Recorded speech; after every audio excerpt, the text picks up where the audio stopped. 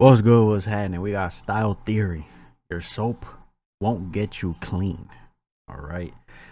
This title is crazy because what do you mean a soap can't get me clean? You're not saying. Let's get it. Not only is it disgusting, it is also completely unexpected. Wouldn't it be ironic if this entire experiment, the mud was actually the thing that did the best cleaning and the soap did nothing? Wouldn't that be amazing? Sheesh. Hello, Imagine. Internet! Welcome to Style Theory, where today you've heard of Bill Nye, but get ready for some Bill Lie. Previously on Style Theory, we did an episode dedicated to whether or not you have to wash your legs in the shower. The impetus for this was that 20% of the human population does not wash their legs because they think that the soap and water running down their bodies is enough to get themselves. That's so stupid. Like, why would you not wash your legs, bro? That's like saying I don't wash my ass because the soap from head to toe and the shampoo and all that goes down my butt crack and cleans it. No. You clean everything. Clean. And we found that, yeah, they actually kind of had a point. A lot of the surface dirt. Not happening. Not happening. Not happening. I'm washing everything. That we had put on ourselves as a part of the experiment was absolutely washed off and down the drain just through gravity and water and soap alone. But that prompted a lot of you in the comments to leave us follow-up questions. Fuck no. Specifically, just how clean are those legs? Sure, we were successfully able to get rid of all the surface stuff, all the visible dirt on our legs, but what about all the stuff that you can't see? The bacteria, the viruses, the microbes that are living and breeding all across your thighs and calves? That is the question that we're looking into today. How effective is soap at getting your legs clean, and specifically what style of soap is going to be best? Oh, this isn't VO Matt Pat, this is VO Stephanie. Croak at us, Matthew. I'm here, I sound great. Matthew is croaking it out after 3 days of shouting at people at VidCon, so I'm here to sub in for the moment. It was positive shouting. All right, so when you walk into the bath aisle at your local store and you're presented with dozens of different options, you've got your hard bars, you've got your liquid soaps, you've got your ones with added exfoliators to take off dead skin cells, and you've even got ones with added air in them because air is supposed to help get your legs Air? What? clean. I don't know. It sounds like shrinkflation to me, but who knows? They're selling it as a feature rather than a bug, so maybe it works. So that is what we're aiming to test today, my friends. We are equipped with all different forms of soap to test out what is gonna get our legs the cleanest and to make sure that we're capturing all the invisible bacteria and microbes on our legs. We've got these bunch of petri dishes to see what's actually growing on there. But before we hop over into the shower, first, we gotta learn a little bit about how soap works. And not just about surfactants and cat dog molecules and things like that, but how are they actually destroying the viruses and bacteria that live in our legs? Of course, when we're talking about the science of cleanliness and soap and all things chemistry, there's one person and one person only that we gotta call to the couch. And that person is Stephanie. Oh, hi! It's me! That looks fake for a second. Couch. And that person is Stephanie. Oh, hi! That looks like a green screen damn near. It's me! Thank you. What's going on here? Graceful as ever, Stephanie. Just flop around. Hi, let's talk about soap. I think last time you caught us up on like soap 101. Yes. Can you give us like soap 201? Yes, so where we left off last time was that soap is a cat dog molecule. It has a watery end and it has an oily end, and that helps to lift all the dirt off your legs and wash it away. So soap actually has two functions. One is a chemical function and one is a mechanical function. And what that means is that it's doing different things on your legs depending on what you're talking about living there. So for viruses, did you know that regular soap actually kills viruses, right? I did not know that. We went through the entire pandemic and you don't know that soap kills viruses? I just do what people tell me to do. Oh my God. So when you're talking about soap, you've got these two ends of the molecule, right? You've got the oily end and the watery end. So for the oily end, that actually sticks to the outside of viruses. Viruses have what's called a phospholipid layer around it. It's basically just like an oily bubble around the virus. Lipid means fat. Exactly. Hey, way to go, science. Yeah, science. So when you wash your legs with soap, that oily end actually sticks to the outside of that virus bubble and pries it open. And then the virus is naked and exposed to the world and it just immediately dies. But soap actually also has a mechanical function, and that's where things around bacteria come in. So you have a lot of bacteria just naturally living on your legs. And bacteria are actually living organisms, which means they're a lot harder to just kill than a little virus bubble. So what soap is doing when you're washing your legs is not actually killing bacteria, it's lifting it off your legs and washing it away. So when you take a shower, you're not killing bacteria, you're literally just washing them down the drain. The more you actually scrub soap into your legs, the better job you're doing at actually getting into the oil on your skin, and the more, theoretically, that you're lifting away and actually rinsing off bacteria. When you wash your hands, the reason they tell you to wash your hands for 20 seconds is because that's how long it actually takes to get through the oily layer of, residue or whatever it is on your hands. So today we'll be scrubbing hard and putting soap to the ultimate test. It's important to know here, now that we've all graduated from the School of Soap 201, that we're taking every precaution to get the cleanest results. For our experiment today, we'll be using products all from the same brand, Dove. Why? Well, first, to keep the ingredients as similar as possible so that we're specifically testing the form of the soap rather than the brand of soap. And two, Dove happened to have all the best variety of soap options in one brand. Good on you, Dove. Nice, I use Dove unscented bars, saying that good stuff. I'm sure you'll do great. That good Spoiler stuff. Alert, Dove does not do great. Now, as for the bacterial cultures, we have say one that. more lesson to go through. So, basically I did all the work for this episode. Can we just take a minute to recognize the fact that Matthew just sat on the couch? Look at him. He's just sitting on the couch there the whole time. Jeez. I had a lot to learn this episode. These are petri dishes. They're set up with a material in here called agar, which is basically a just very bacteria-friendly layer. It's food for bacteria. So if there's any bacteria that comes off of your leg, you can swab it onto here and see if it'll grow. So we'll just be nestling these little guys after we swab our legs and putting them in our unair-conditioned attic where they can, just have a nice little sauna growth party up there for a couple of days. Yep, you heard that one right. We are going to be asking our employees to shower in front of us on camera, old hat on this channel, but then we're going to be asking them to culture cells from their legs so we can see how much bacteria is living and breeding off of them. It's gonna be great. It's not awkward at all. Oh wait, we need legs. We need legs. Legs! Legs! Anyone have legs? Legs! Oh my god! There's legs back there. And more than just legs, we're heads. All right, so without any further ado, now that we've got 2, 4, 6, 8 legs at our disposal and 4 soaps to test, it's time to throw people into the mud bath. You think I'm joking, but I'm not. Correct, live action Matthew. We're indeed throwing ourselves legs first into a good old-fashioned kiddie pool filled with grade A mud straight from my garden. We literally sent Amy and cameraman Justin out back to dig up some dirt, throw it in the kiddie pool, and then hose it down to make mud, which they did remarkably enthusiastically, and Amy had a blast, getting full-on nature witch on the back patio.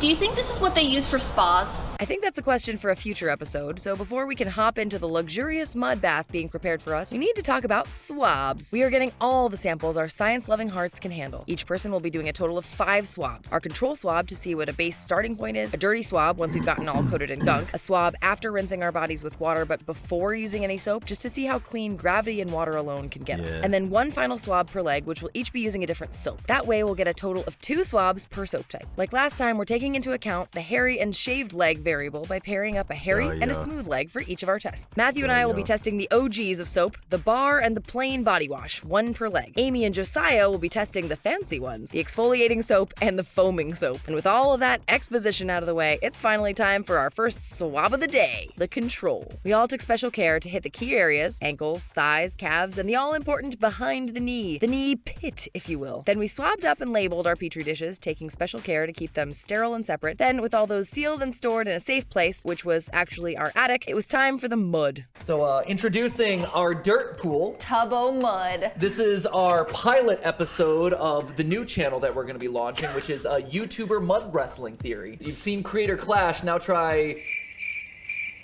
We should have thought about that ahead of time. My whole life flashed before my eyes, and I could come up with nothing. Non-existent events. Creator crud! And so, with our new creative venture all planned out, it was actually time to get some mud on some legs. Up first, me, who was hoping I would look like a cool person in a mud bath at a spa, but I actually looked more like Babe. If I close my eyes, I can imagine that I'm in a high-end spa instead of in a plastic baby pool using my own topsoil to make my legs grow. I will have you know that if we were in Los Angeles Angeles right now, this would be like $250. This would cost a lot of money. And with that, let the mud slathering begin. I opted for the grab and splat, which I felt like was a really efficient technique for getting all gooped up, but not everyone was a believer, so I had to demonstrate on someone else. Is that all you're doing? Are you gonna get like the rest of you? Here. You want more dirt? There you go. There you go. You all set? Yo, me and her fighting. Yo, I'm fighting her. That enough for you? Good. I'm out. Now I let it sit and it exfoliates me. With Matthew's face now covered in mud and ready to bake in the hot summer sun, took my dirty leg swabs and moved on to the next volunteer. Amy! There are so many rocks. It was a very rocky garden, okay? Yes, it is. When you're also just, fun fact for everyone who ever wants to make a fence, you want to mix your soil or your ground earth with some level of pea pebble or light gravel in order to maintain a solid foundation to hold down your posts. This is very important knowledge for all of you. Again, this is a style fashion channel. With Amy equipped for her new life as a mud influencer, we swabbed and then brought in Josiah, everyone's favorite basement-dwelling shower guy from the last episode. So Josiah here, as you can clearly tell, is representing the other half of this experiment, which is hairy legs. Because again, with all of these shower episodes, there's always the variable of smooth, clean-shaven legs versus the hairy legs that just hold on to the gunk, everything, right? You can even see it right now. These hairy. I was gonna say too, when they said that the theory of letting the water and gravity like wash your legs for you type shit.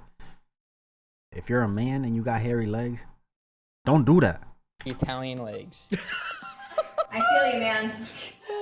Yeah, Steph over in the corner. I feel you. Yeah. Wait, Amy too? Where all my Czechoslovakians at? I'm part Czech. Yeah! The worst high five in history. Take two. Oh no, that was so.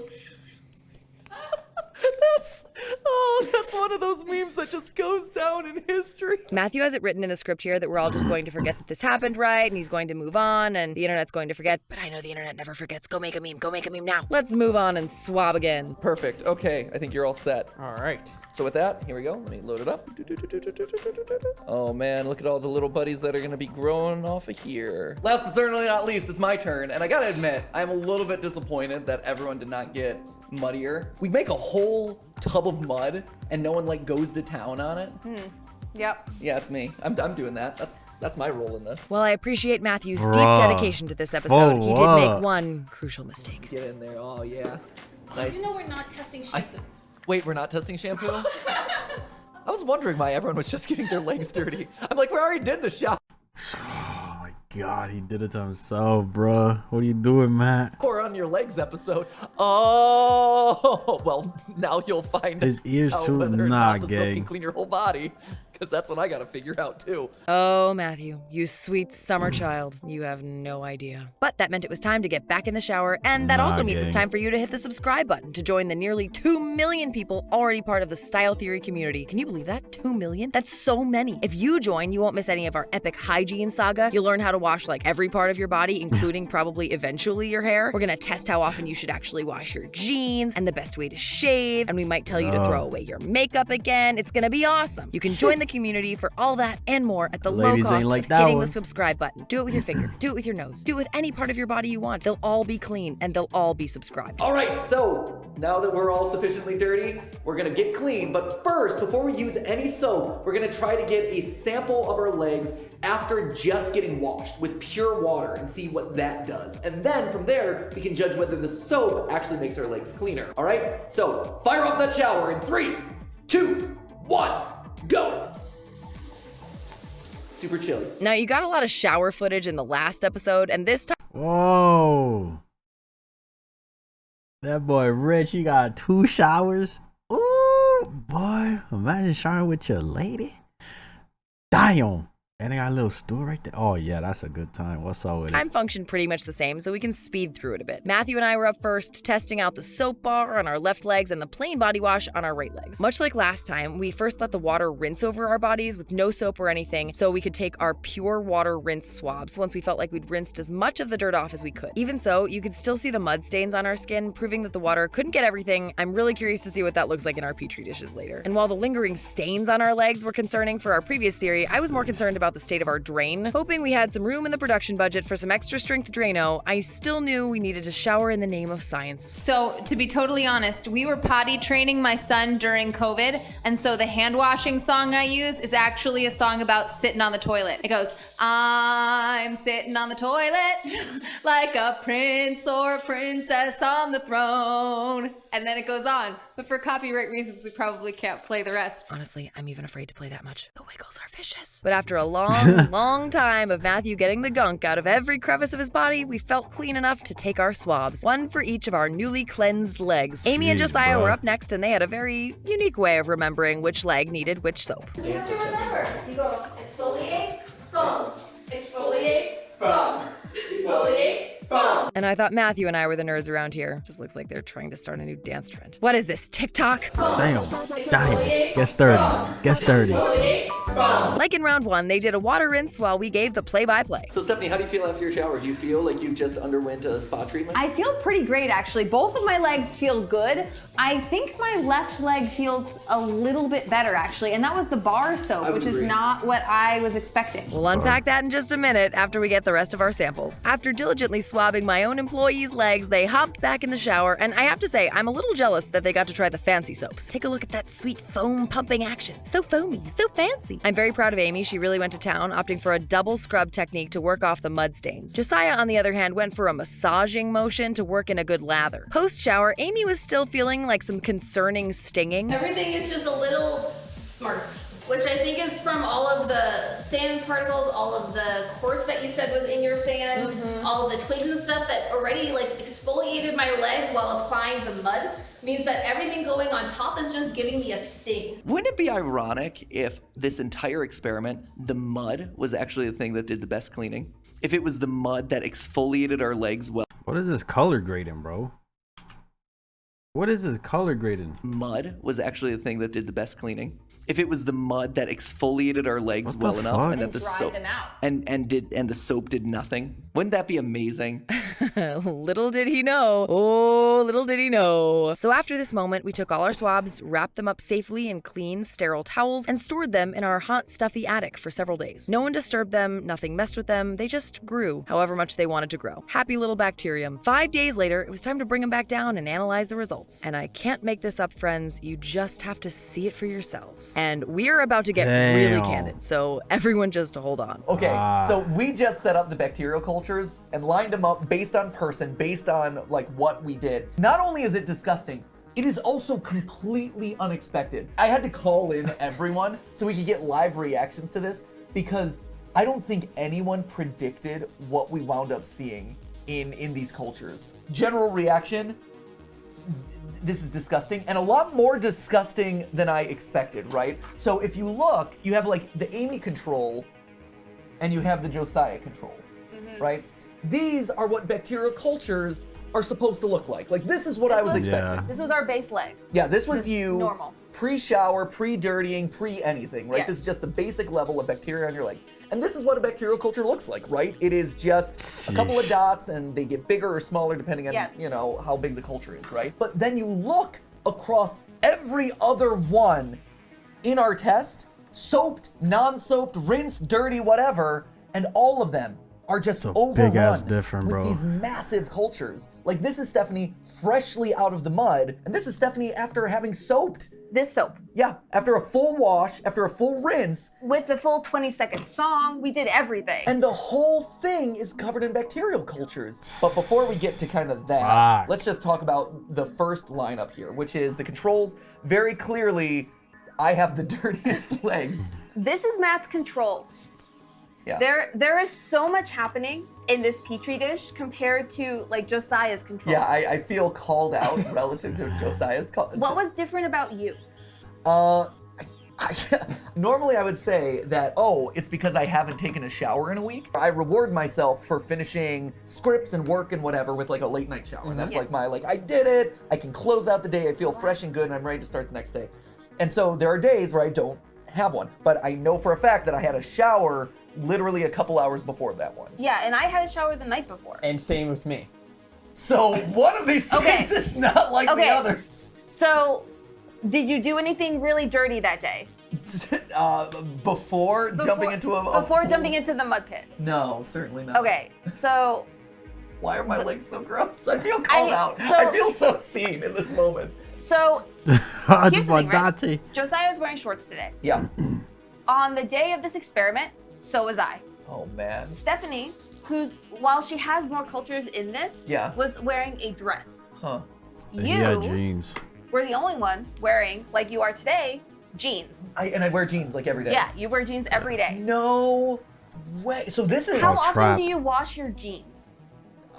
It varies, honestly. That's a whole other episode. That's a whole other day. But knowing that this Is what's hiding in your jeans? well, and not just hiding in my jeans, but like is literally the difference between shorts or skirt versus wearing pants.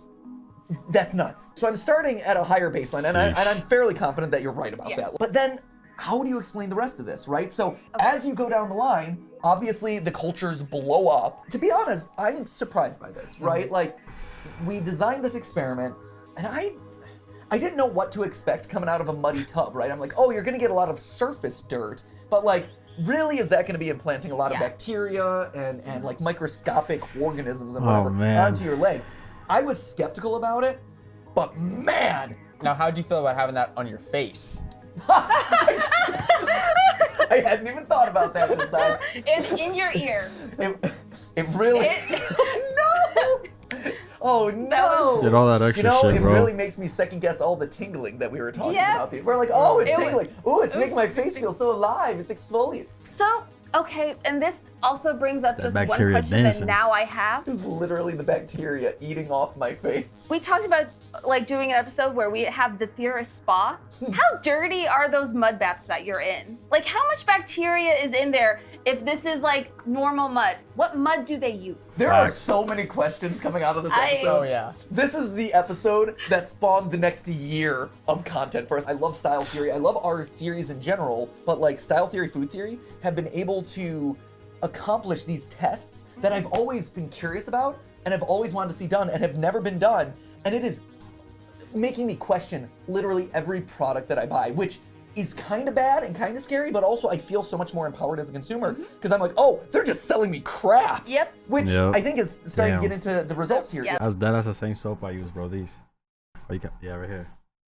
This right here, unscented, white bar, blue label. And I think that's my cue to take over. No offense, live action Matthew, but your shock and awe make for really messy recaps. So let's talk about what we're really seeing. After our cultures blow up at the mud pit with our dirty leg sample, the next in line is our clean water rinse. This is more or less what we did for our Do You Need to Wash Your Legs episode, letting the water just take off the dirt, and shockingly, we see a big difference here. The cultures, while still very bacteria-ridden, are definitely cleaner than our initial dirty swab in the mud bath. And that right there is the key for understanding the rest of our results. Because when we move down to the next two rows where we used soap, things got dirtier. All of a sudden, there were Crazy. more cultures, not That's less. crazy, We expected to see bro. something more like our starting control with sparse, contained cultures. Instead, we see a whole ecosystem developing in the petri dishes. At first, I thought maybe it was the microbes living in our own shower water, but that actually can't be it. The water rinse swabs use the same water. We also swabbed in the same locations on our leg every time, so again, not it. And as far as we know, it wasn't bacteria on the soap because everything was opened fresh for this experiment. So, seriously, what's going on here? Now we add on soap, and it got worse. Our legs got dirtier after we That's rinsed crazy. them, which makes me wonder what is wrong with the soap. Like, what is going on with the soap? Did we just moisturize the back? Alright, bro. When it comes to his videos, I know these companies are shitting their pants. Literally. Diarrhea, everything. Everything imaginable in their pants, bro. Because how the fuck are you selling a product that's supposed to clean, but ends up being worse? You know what I'm saying? That's crazy. Bacteria? Why Yeah. did the soap not do? And they have 4 different kinds. A regular bar, the liquid, and then they have 2 extra ones. Maximum power, or water and air, and this and that, and it's foamy and... Huh? the one job. I love this. Dove is different. It does not dry your skin like ordinary soap. It also does not clean your skin like ordinary soap, apparently. Or maybe not. Maybe all soap Bro. is bunk at this. Dermatologist #1 recommended too, bro. That gotta be fake. these recommended on by so and so. Those labels gotta be fake, bro. Cause what the fuck? We have to do another episode of this because we standardized this to all be Dove soaps because we wanted it the only variable to be the style of soap that you were washing with. But really, I feel like now we need to test different styles of soap because are all of them not getting your legs clean? Soap should still be soap. So, right? Soap should still be soap, and soap should get your legs cleaner as opposed to dirtier. Yeah, the water worked better than the soap. This reminds me of the detergent episode where we determined that there are some detergents that clean your clothes and there are some that don't, that only remove the stains from your clothes. There seems to be a difference in That's insane, bro. In the hygiene world and in the personal cleaning world between products that actually get you clean and literally kill bacteria and viruses and things like that, and products that are just there to make you smell nice and remove surface stains. And I think that is the shock that I have in this. When I buy soap, I expect it to clean and sanitize. Clean, bro. Yeah. But I don't like imagine buying a toothpaste. You're thinking you're getting your teeth washed and everything, and it's like, nope, we're just making it worse. We're making it yellower.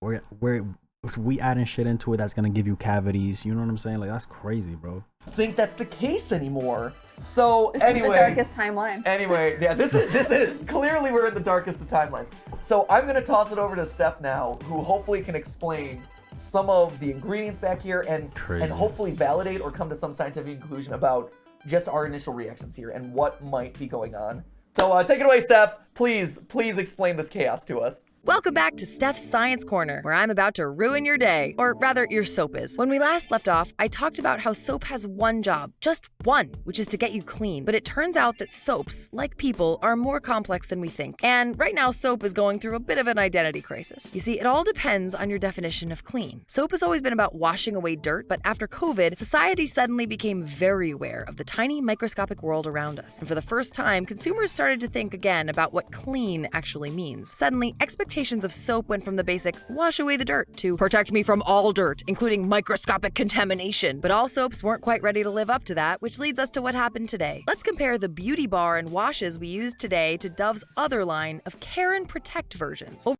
Care and Protect. Is it this one that I use? It's an original, but I think it's Care and Protect. I don't know.